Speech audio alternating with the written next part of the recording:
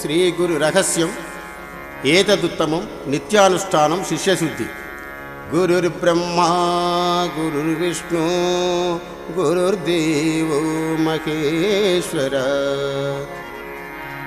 గురు సాక్షాత్ పరబ్రహ్మ తస్మై శ్రీ గురవే నమః. గంగే చ యమునే చైవ గోదావరి సరస్వతి నర్మదే సింధు కావేరి జలేస్మిన్ సన్నిధిం కురు.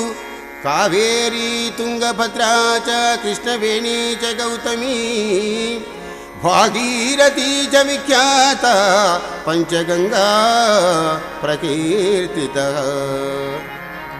అస్మద్గురుచరణారవిందోదక స్నానం కురు పావనం శుభం.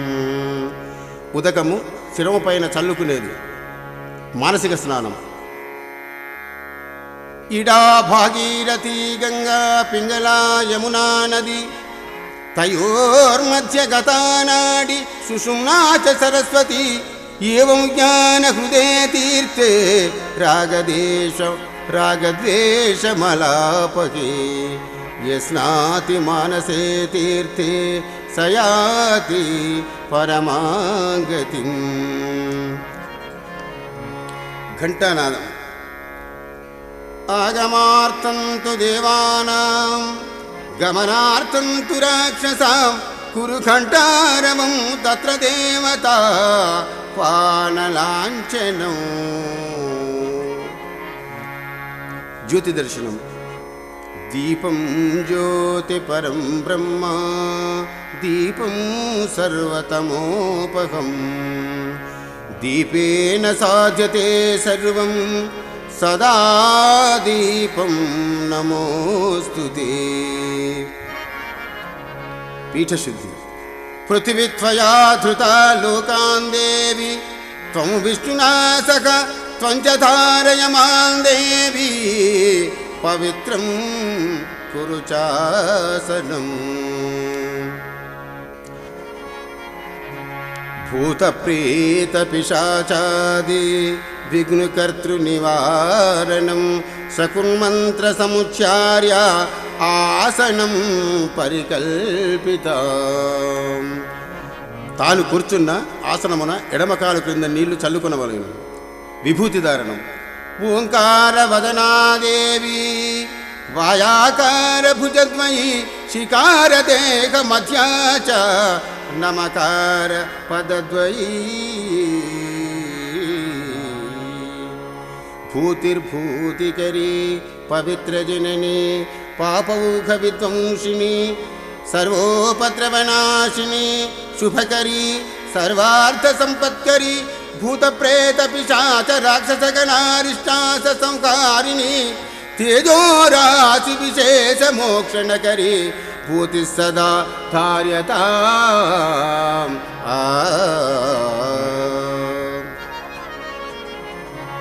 శ్రీకరం చ పవిత్రం చ రోగదోష నివారణం లోకవశ్యకరం పుణ్యం భస్మం త్రైలోక్య పావనం.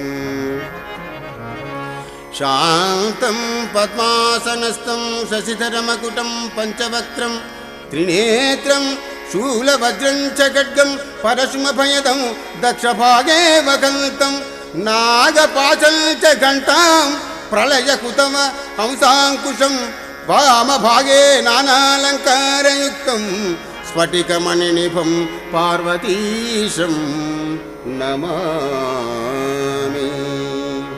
శ్రీ గురుభ్యో నమః ఇతి మంత్రేణ భస్మధారణం కరిష్యేత్.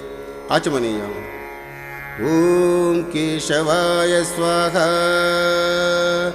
ఓం గోవిందాయ స్వాహా ఓం శ్రీకృష్ణాయ స్వాహా ఓం పురుషోత్తమాయ స్వాహా ఓం శ్రీధరాయ స్వాహా.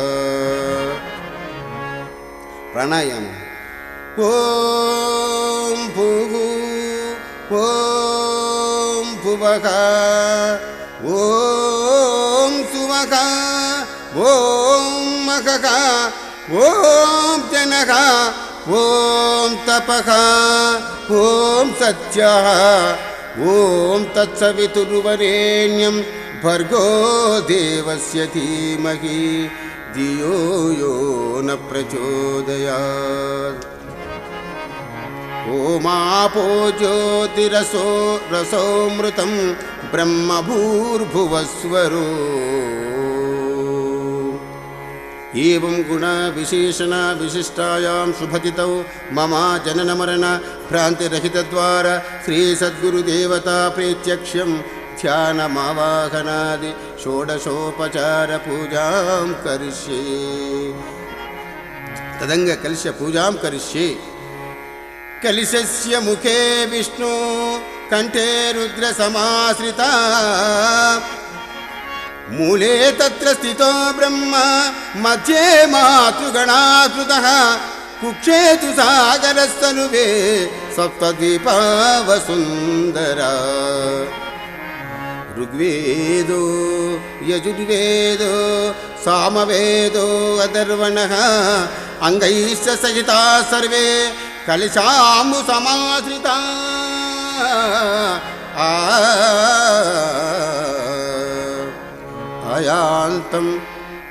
ఆయాంతు గురు పూజార్థం దురితక్షయకారక. గంగే చ యమునే చైవ గోదావరి నర్మదే సింధు కావేరీ జలేస్మిన్ సన్నిధిం కురు. కావేరీ తుంగభద్రా చ కృష్ణవేణీ చ గౌతమీ భాగీరథీ చ విఖ్యాత పంచగంగా ప్రకీర్తితా. కలిశోదకేన పూజద్రవ్యాణి సంప్రోక్ష్య దేవమాత్మానం చ సంప్రోక్షః. అచల గురు పూజా విధానం అచల ఋషి సాంప్రదాయక పరంపర ధ్యానం. ఓం నమో బ్రహ్మాదిభ్యో బ్రహ్మ విద్య సాంప్రదాయ కర్తృభ్యో వంశ ఋషుభ్యో మహభ్యో నమో గురుభ్యః. సర్వోపప్లవరహిత ప్రజ్ఞానఘన ప్రత్యగర్థో బ్రహ్మైవాహమస్మి అహం పదార్థరహితః. అహం పదార్థరహితః. శ్రీ బ్రహ్మ విద్యా గురు విష్ణు సూర్యం శ్రీయాజ్ఞవల్క్యం జనకం సుఖం చ సాందీపమేషం కృష్ణం చ అర్జునం వందే గురున్మే గురుపాదుకాంతం. వందే గురున్మే గురుపాదుకాంతం. శ్రీధరస్వామినం నిత్యం బోధకారణమవ్యయం భావాతీతమకం వందే సుఖజ్ఞానైక నిర్మలం. వందారుజనమందారం వందేహం తన్నిరంతరం రామడుగు వంశజం శుద్ధం శివరామాఖ్య దీక్షితం. యస్య బోధోదయాత్ సర్వం బ్రహ్మైవేత్యవగమ్యతే శివరామే విధిఖ్యాతం తద్దైవతముపాస్మహే. కామాదిరిపుహంతారం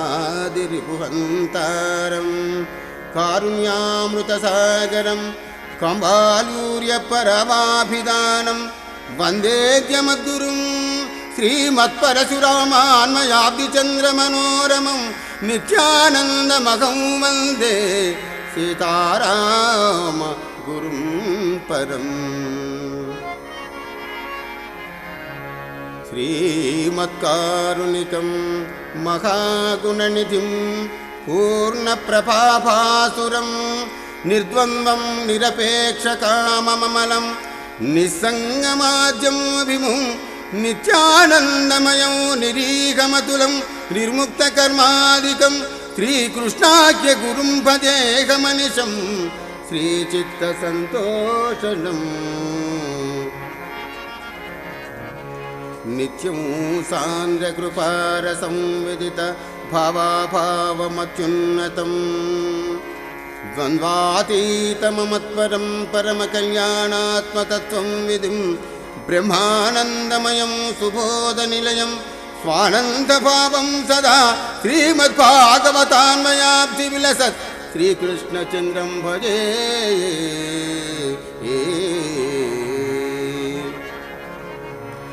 श्रीवत्सगोत्रकलशाम्बुधिपूर्णचन्द्रम् श्रीकृष्णपादकमलामृतपानभृङ्गं श्रीपीलुकानवंशाम्बुधिपारिजातं श्रीलक्ष्मणार्यमनिशं स्वगुरुं भजामि। अचलपूर्णकेवलात्मसस्वरूपदीपकं पीलुकान लक्ष्मणार्यदेशिकेन्द्रकारणं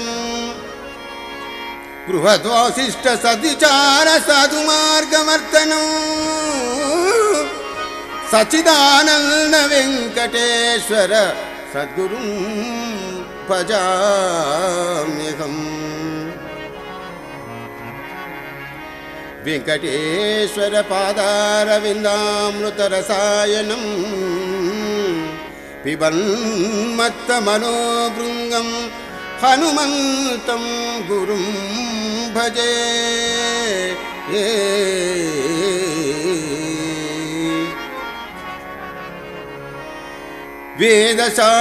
वेदशास्त्रविधिज्ञातं पूर्णबोधोपदेशिकं सुगुणाकरं दयानन्दं राजयार्य गुरुं भजे। राजयार्य गुरुं भजे। अद्वैतरहित सिद्धान्ता भ्रान्तिरहितोपदेशिका పొన్నాల రాజయోగీంద్ర సద్గురుతే నమో నమః.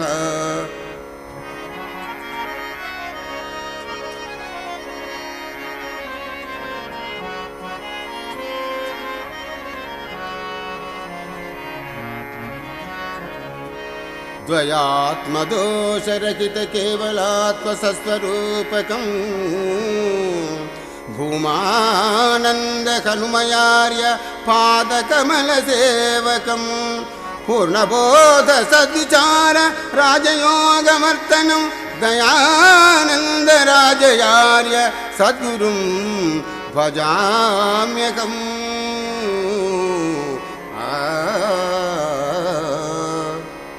పొన్నాల వంశకలశాంబుధికైరవాప్తం పూర్ణం దయానిధిమనంతగుణైకదిష్ట్యం రాజాధిరాజమకుటార్జిత రత్నసేవ్యం శ్రీరాజయోగి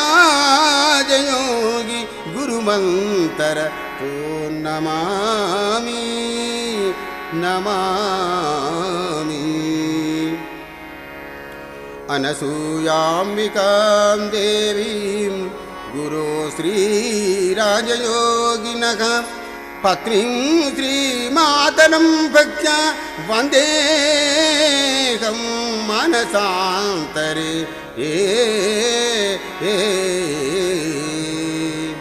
శ్రీ అచల ఋషిగోత్ర సాగర పూర్ణచంద్రం శ్రీరాజయోగి నాభోద్భవ బ్రహ్మతేజం శ్రీ పొన్నాళవంశవృక్షోద్భవ పారిజాతం శ్రీ సాందీపిని సద్గురుం మనిషం భజామి.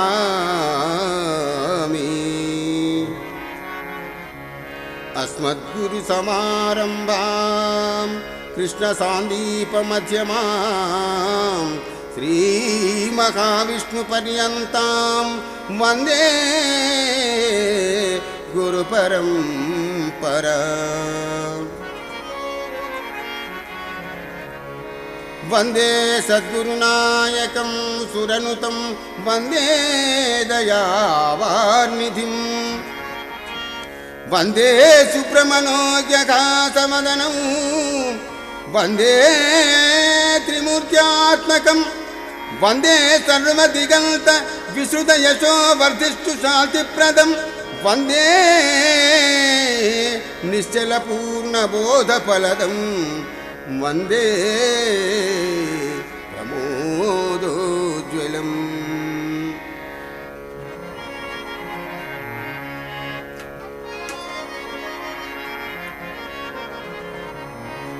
బ్రహ్మానందం పరమసుఖదం కేవలం జ్ఞానమూర్తిం ద్వంద్వాతీతం గగన సదృశం తత్వమస్యాదిలక్ష్యం ఏకం నిత్యం విమలమచలం సర్వదేశాక్షిభూతం భావాతీతం త్రిగుణరహితం సద్గురుం తం నమామి సద్గురుం తం నమామి.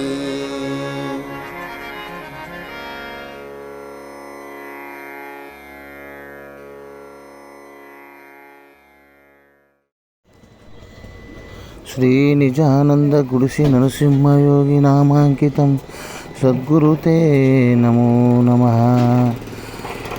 శ్రీ శుద్ధానంద సుగ్రేశ్వర సద్గురుతే నమో నమః.